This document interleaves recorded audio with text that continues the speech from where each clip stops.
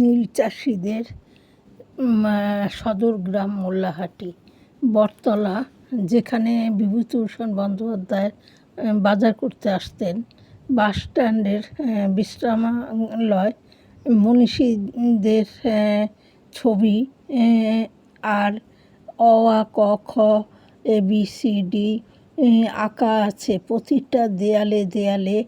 এখানে ইছামতি নদীর খেয়া পারাপার নৌকায় করে এপার ওপার করা হয়। এখানে আদিবাসী গ্রাম আছে, নীল চাষিদের বংশধরেরা থাকে এখানে। সব বাড়ির দেওয়ালে প্রাইমারি শিক্ষার জন্য সব আঁকা আছে ছবি আর কি।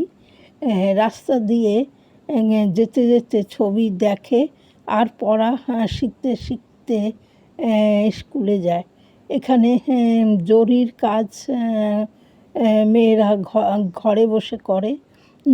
আর এখানকার মায়েরা বয়স্ক শিক্ষার জন্য তারা বিকেলে একটা স্কুল খুলেছে, সেখানে যায় যাতে তাদের ছেলে মেয়েদের লেখাপড়া